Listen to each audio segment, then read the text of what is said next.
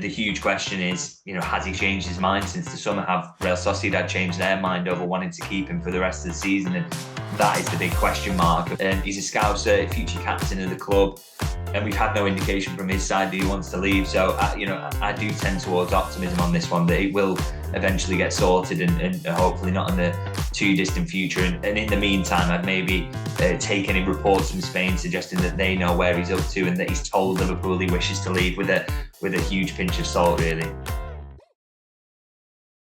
Hello and welcome back to This is Anfield, where today we have David Lynch on, Liverpool journalist, Liverpool reporter. Thanks very much for coming on. Yeah, no problem. Looking forward to talking about Liverpool at the moment because it's a lot of good things going on and the results are nice. So it's pretty positive mood at the moment. Yeah, it feels almost a bit too good, doesn't it? Uh, I think, Yeah, worried about what's round the corner, I guess. yeah, exactly. We don't need a repeat of what happened last time. We won the league. We could do with fans in the stadium this time, if that happens, which is something we'll get onto. So first off, though, I think we've got to start with David Coote, as much as everyone's probably talked about it. You kind of had the line actually that the club were considering their options. So I think we'll start with that. When it came out, you had the line about Liverpool basically considering their options and not making a statement yet. Do you think that's still the case? Yeah, so I guess they're kind of just holding off until that PGMOL investigation is completed. That's my understanding, and I understand that stance, really. I think it makes sense. There's no point kind of steaming in until they know the facts. I mean, there was a brief report out there, wasn't there, that it was being denied that the video was even real at one point. So, things can quickly kind of change in terms of where we're up to with that sort of thing. And I guess for Liverpool, it is just makes sense to kind of keep their powder dry until there's an outcome.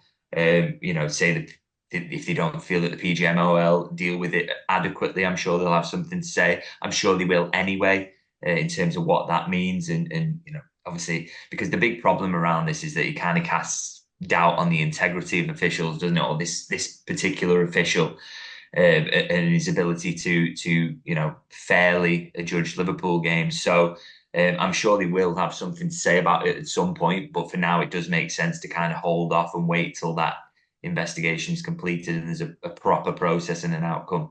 Yeah, and I heard some people kind of saying hopefully they don't do like a Nottingham Forest type statement, although to be honest, they'd be well entitled to, I would say, at this point. But Liverpool don't really tend to deal like that, do they? They more kind of give the lines through the press. Is that something you've found?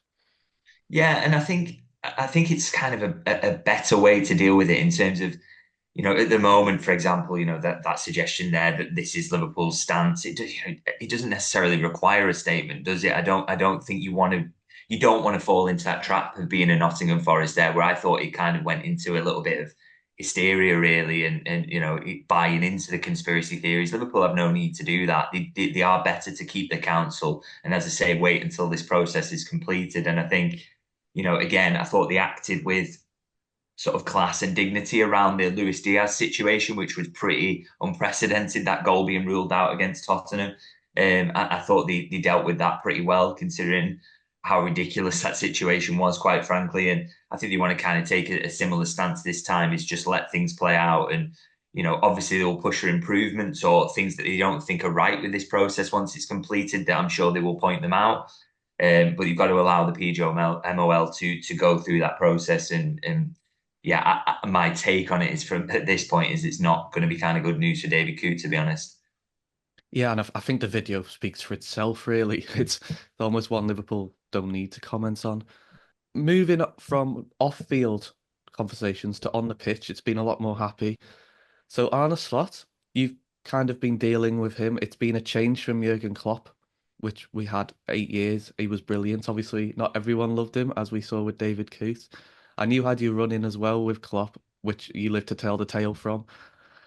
But how have you found kind of Slot's demeanour coming in and almost not rocking the boat?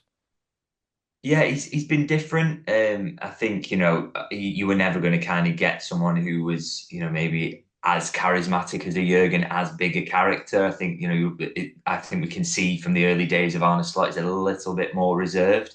That doesn't mean he's completely dry, by the way. He can have a joke and he can poke fun at people, and he has done that a few times.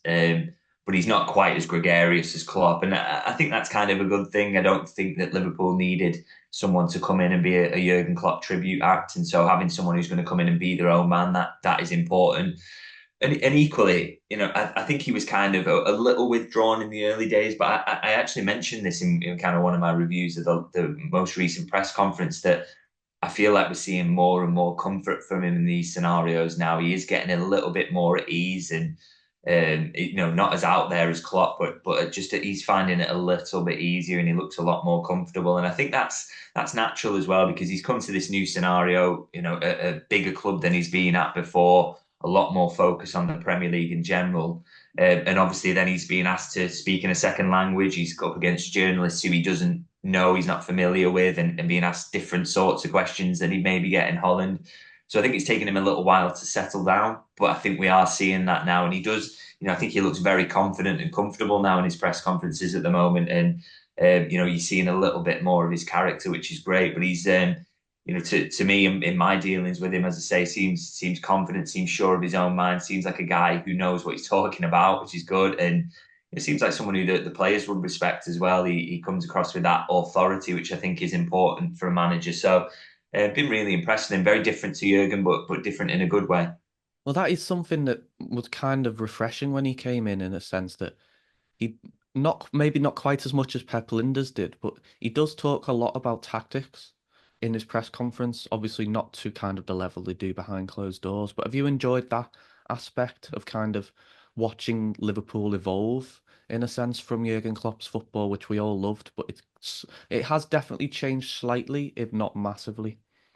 Yeah, you don't want to kind of. This is the thing I kind of worry sometimes when I talk about this. I don't want to play down that the idea that Jurgen Klopp was or suggest in any way that he was kind of tactically inept and this new guy's come in and made things a million times better. But I do think there's if you were to put them on a scale, I think there's a kind of a slight more weightedness towards sort of tactical insights and that approach to the game rather than the passion and the running, which was Jurgen Klopp.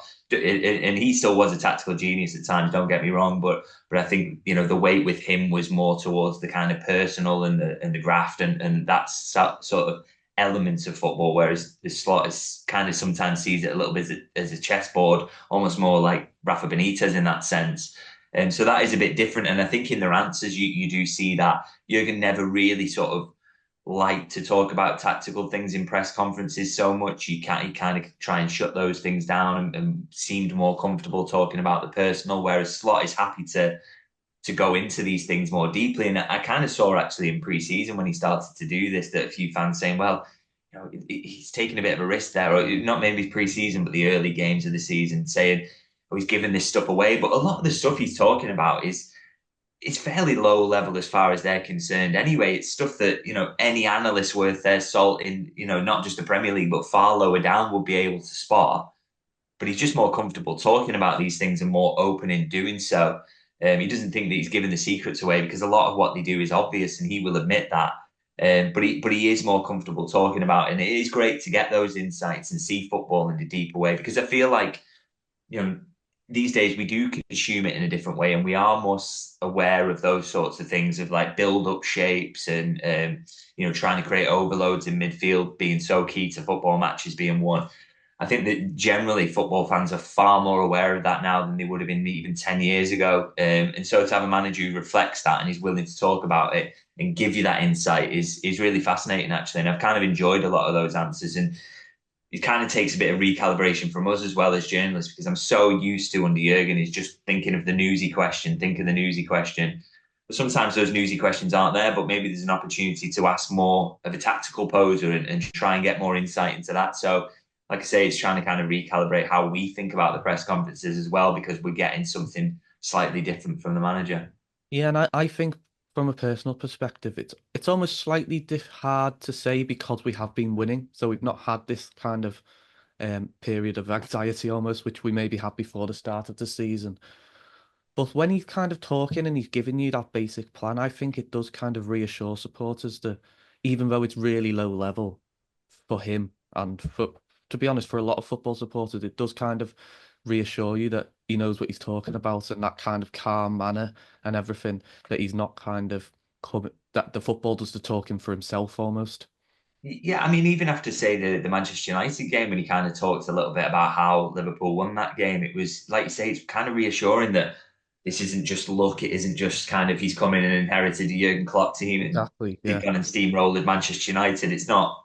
He was saying this was the plan and this is how we did it, and it worked, and you could see that, and he thought this guy, as you say, really does know what he's doing. And what I love as well is there's that balance there as well. So say after the Ipswich game, after the first game of the season, he came out and said this wasn't really tactical. I just went in at halftime and said to him, "You're gonna have to run more. You're gonna have to win you individual battles across the pitch." So that aspect is still important to him as well. So he's got a really, really nice balance there of the tactical and the physical. And I think as I say, the fact he's willing to talk about that as well is reassuring. That is the perfect word to describe it. And yeah, it gives you that feeling that he's a guy who really, really knows what he's on about. And it's funny you kind of say that about the Ipswich game because that was one of the few times maybe there hasn't been much of a tactical change at half time. I think we've seen lots this season where Liverpool have almost kind of been outfought in the first half, or maybe it's kind of becoming a little bit like we're almost deliberately not going out gung ho in the first half, we're working out opposition. And then the second half, whether it's with or without the substitutes, we're nailing down on the opposition, then we know what we're doing and we take control. We kind of saw that against Aston Villa as well. Yeah, and I thought Brighton similar as well in And the Leverkusen league as well, game.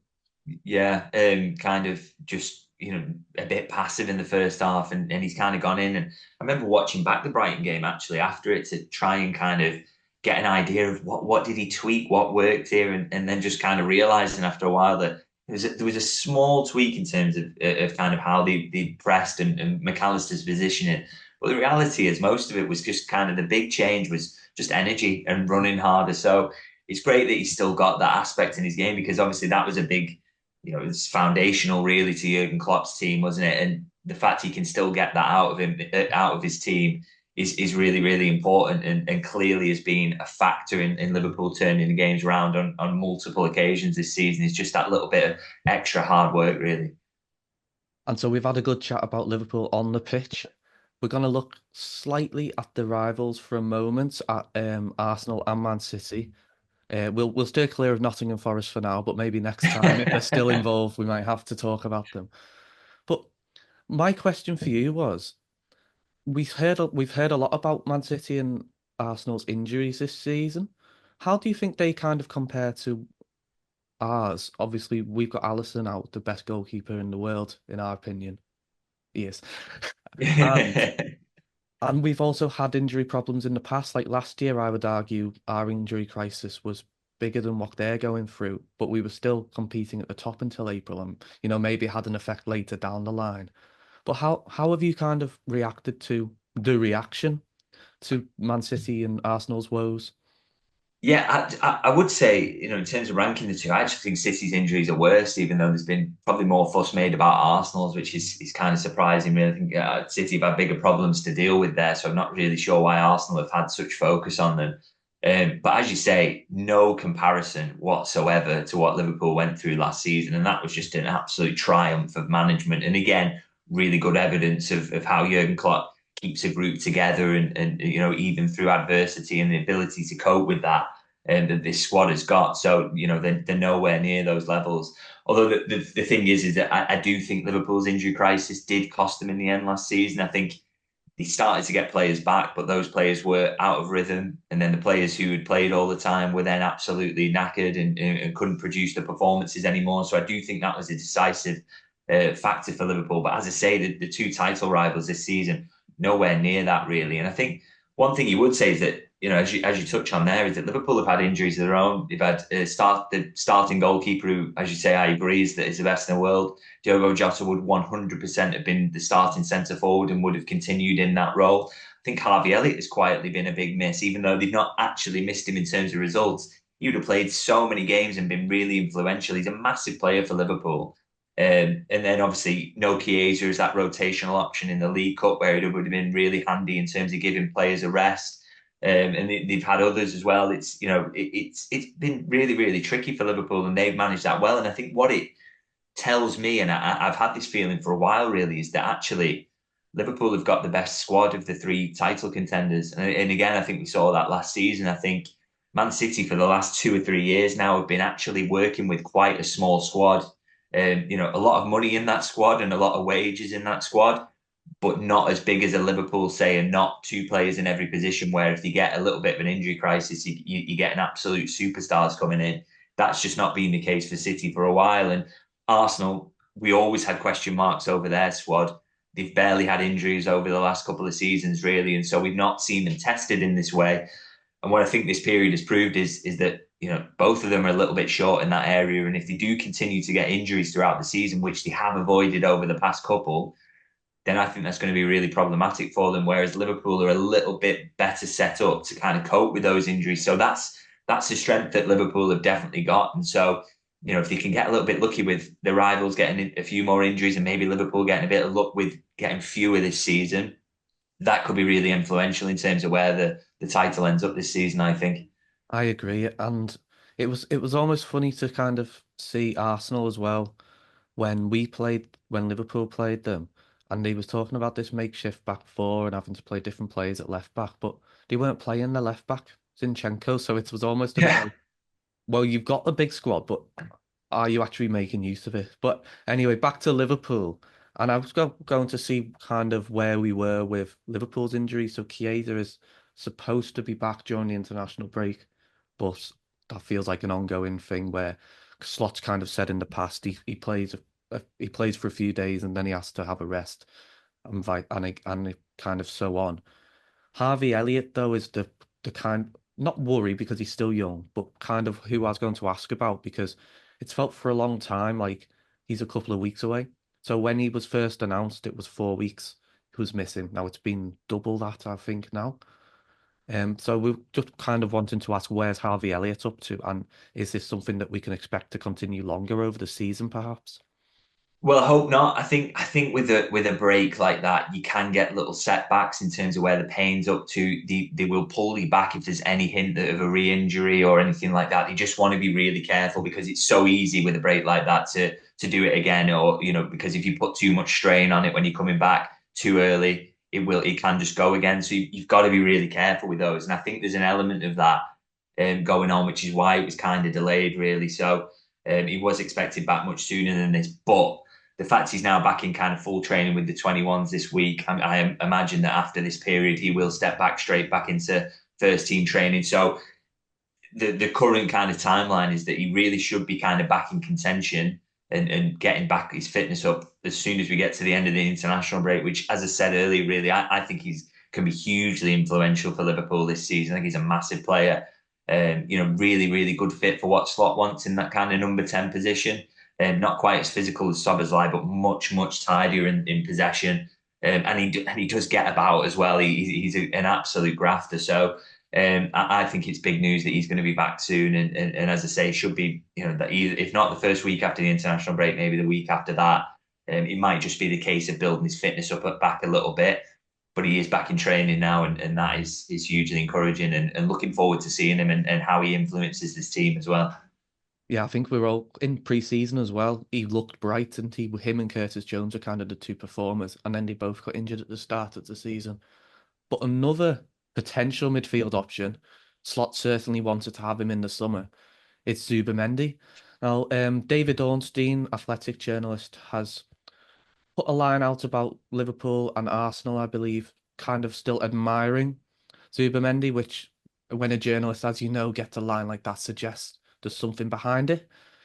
Now, we're not saying Liverpool will go and break the bank for Zubimendi in January, but do you think there is still interest there? And despite Ryan Gravenberch stepping up to be the number six, basically. Yeah, I've been kind of banging this drum for a while, really. I think the huge question over Zubimendi is not whether Liverpool like him or not. Nothing has changed since the summer. He's a player they identified who would have been perfect to come in and play this type of football. And, that hasn't changed. There hasn't been any change of profile that they're aiming for because that is something that has happened in the past, by the way. For example, a lot of the background work they did on number sixes was kind of had to be thrown out on the basis once the new manager came in because they were definitely looking for a different profile, more of a kind of metronome like Zubimendi is, rather than maybe one of those more physical number sixes that they've looked at in the past. I'm thinking Lavia, Caicedo, someone like that. Maybe even Tchouaméni as well might be kind of off the list there, I guess. So they're looking for more of a controller like a Zubimendi. And as I say, there's no reason why Liverpool wouldn't like him now. But the huge question is, has he changed his mind since the summer? Have Real Sociedad changed their mind over wanting to keep him for the rest of the season? And that is the big question mark. And we've had no indication from his side whatsoever that there's been a change there and he's ready to go now. Maybe it'll come to the summer, and Liverpool, we know as well in the way that they approach transfers, will maybe look at this and think, okay, if we can guarantee we can get him in the summer, we'll do it then. We'll wait. We won't go for January. We'll see how we get by until then. And as I say, no indication yet that he's willing to move in January. But if Liverpool do get the nod, 100% they'll be back in for him. But maybe it will be one that they'll kind of be forced to wait till the summer if he's willing to make the move then. Yeah, when I asked that question, actually, I kind of used a bit of a cliche of saying, would Liverpool break the bank? But in reality, actually, Liverpool must have funds available because the summer before last, it was Caicedo and Lavia. So we had the money to bid for those players. This year, the money was there to bid for Zubimendi, and we only signed Federico Chiesa. So there's definitely the funds there.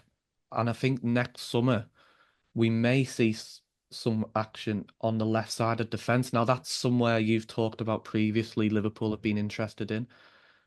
Andy Robertson, as good as he still is, and he showed that against Aston Villa, he is on the latter side of his career. Kostas Tsimikas is playing well, and maybe he could be a long-term option under Slot. But do you think there is still that interest in this new left-sided hybrid centre-back, left-back that a lot of clubs are getting involved with now? I think there's definitely potential to sign a left back over the next two windows.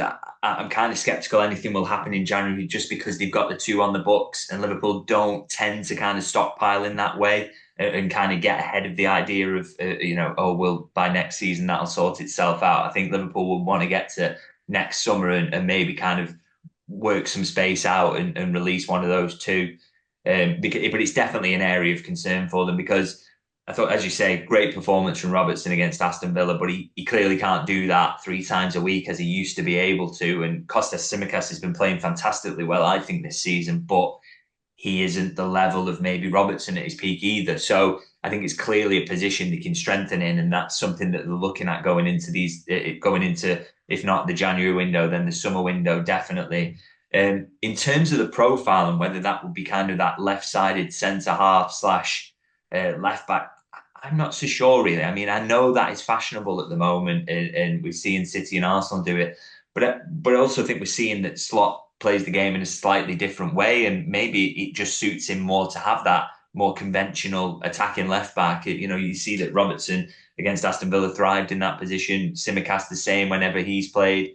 These are just conventional left backs. I don't think he feels he needs the security of an extra centre half out there. So I wouldn't be surprised at all if Liverpool went for someone who, as I say, is more conventional, really, in the way that they interpret that position. And there's a few kind of options out there as well that fit that bill, I guess. And I suppose it was kind of under Klopp we were seeing those rumours with someone like Calafiori, although that came a bit later.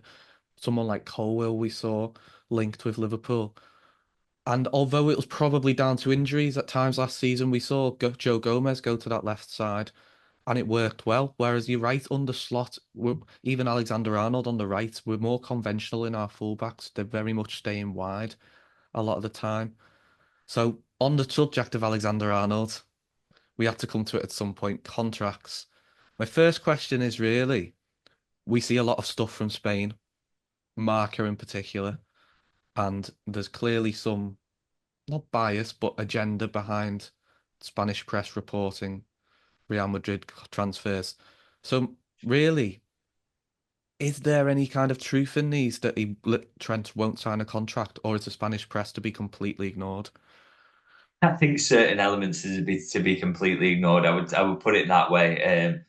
Yeah, I think particularly when it comes to Real Madrid and stories like this, you know that what the playbook is and how they try and unsettle players. And the fact is, I would say this much with Trent Alexander-Arnold is, yes, nothing's settled. Maybe it's a live possibility that he does go to Real Madrid. But at the moment, Liverpool and Trent, as we speak right now, and as far as I'm aware, are still in talks over a new contract. So that is ongoing at the moment. It's kind of if he's gone as far as to tell Liverpool at this point that he wasn't going to sign new contracts, he wants to go to Real Madrid in a free transfer, I can guarantee now that information will be out there because it suits Liverpool to put that out there at the time. So it would be known by now. So clearly that hasn't happened. He hasn't made that declaration.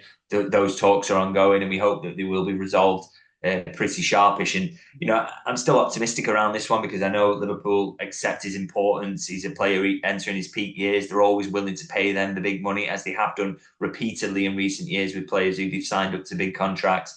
He's a Scouser, future captain of the club, and we've had no indication from his side that he wants to leave. So, I do tend towards optimism on this one that it will eventually get sorted and hopefully not in the too distant future. And in the meantime, I'd maybe take any reports from Spain suggesting that they know where he's up to and that he's told Liverpool he wishes to leave with a huge pinch of salt, really.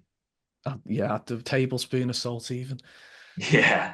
And it's good to hear that though, because I would say among supporters, they're probably least optimistic about Trent Alexander-Arnold signing a new deal. So it's obviously a trio of contracts expiring, Salah and Van Dijk. There was a banner on the cop telling FSG basically to pay Salah what he wants, which, there is a debate to be had, even though he is playing at the top. Should he be given more money at this stage of his career?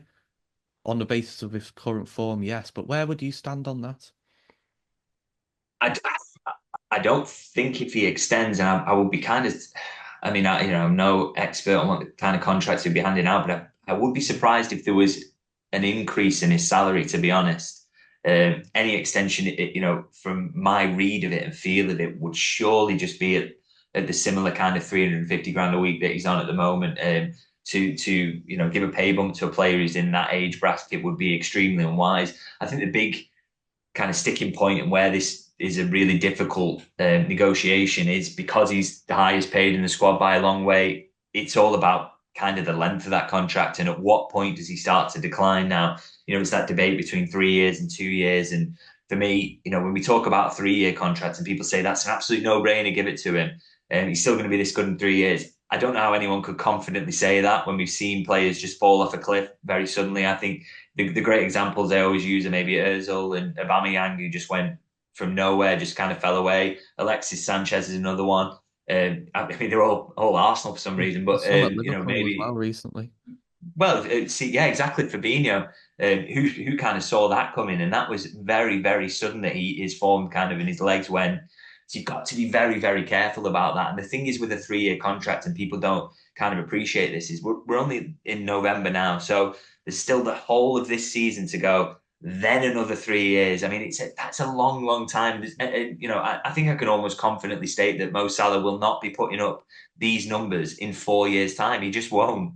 Time comes for us all, unfortunately. I've noticed that in my own performances at five-a-side. So, yeah, you can't escape that. So, for me, I think there would be a lot of risk in a 3 year contract, which, you could argue maybe is mitigated by the Saudi interest and the fact they will always want him. But you've got to be careful with that, being reliant on that.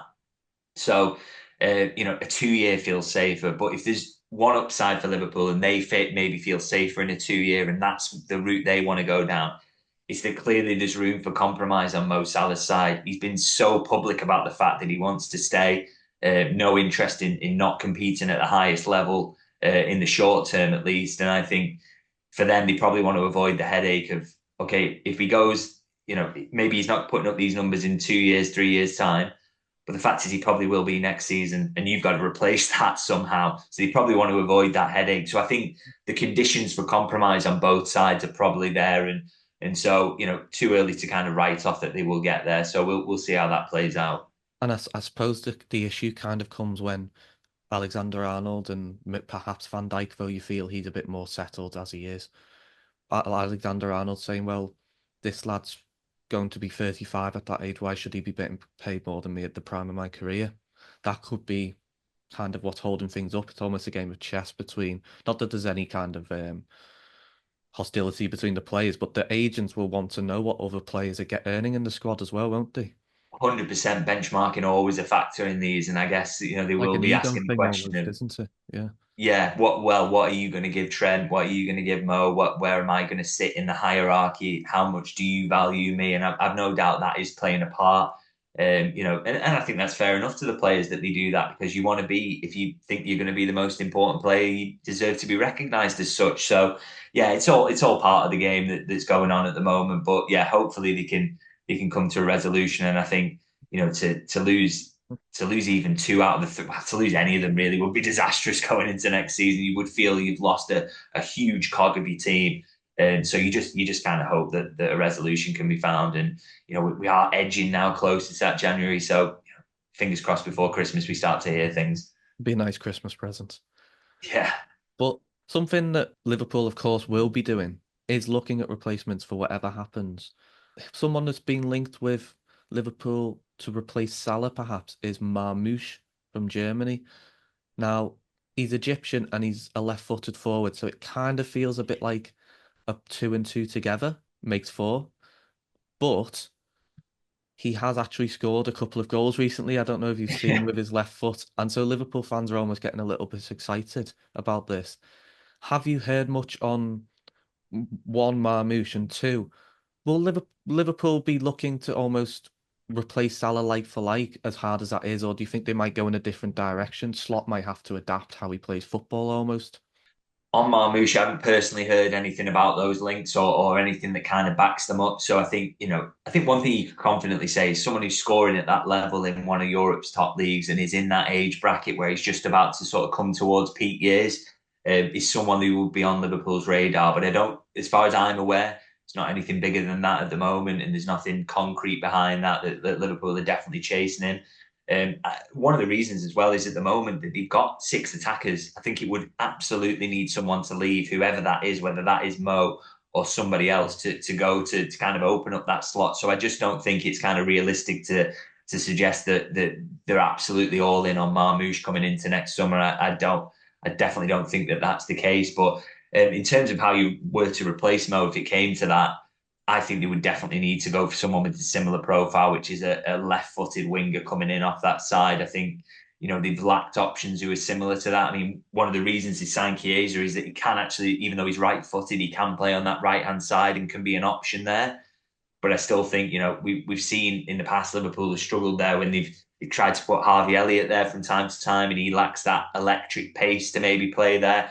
I think they need someone who is kind of more similar profile wise to Mo Salah. So that is, and again, like I say, if Liverpool have to dip into the market to get themselves in a position where they can't agree it with Mo, all the pressure then is on the recruitment staff to find someone who can put up these numbers and profile similarly. So, again, that's another thing that's weighing on the contract talks is, do you want to find yourself in that position next summer? And I really doubt that Liverpool do, because that's an almost impossible task. But I agree. I think it's got to be someone who profiles similarly, because I think for the balance of the team, you probably need a left footer on that side who's cutting in.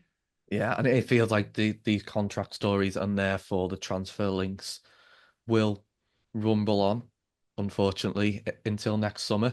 But before that, we've got a season to finish. So just to kind of finish with, do you think this is sustainable, really? I mean, it'd be some way to go in what we did in 1920 and winning 26 out of 27 games or something like that, which we can't even do, actually, thinking about it. Yeah. We've drawn against Arsenal. But I mean, it doesn't feel like a flash in the pan Slot's form, does it? It feels like this Liverpool team is sustainable in the way they're winning games.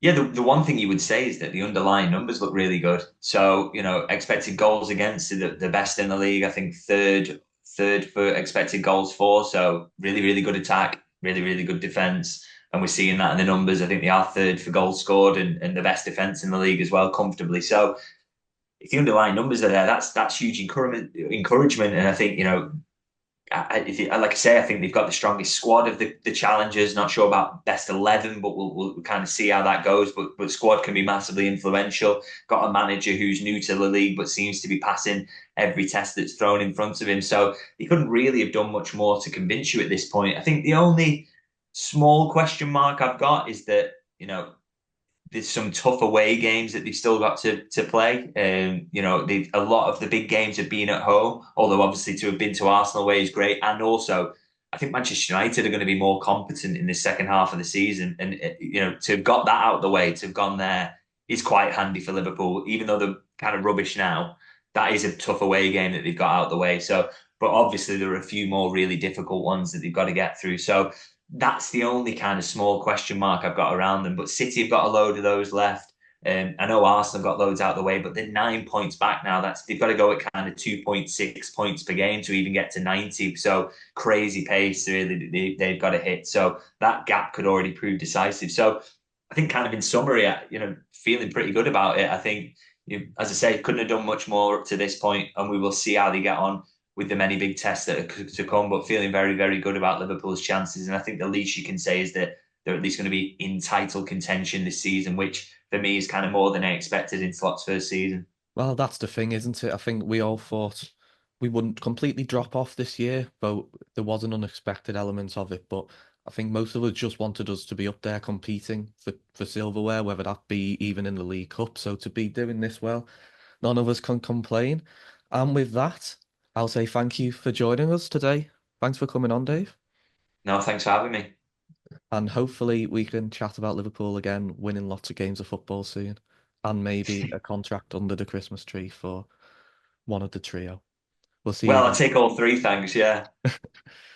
Father Christmas would have been good this year if we get that.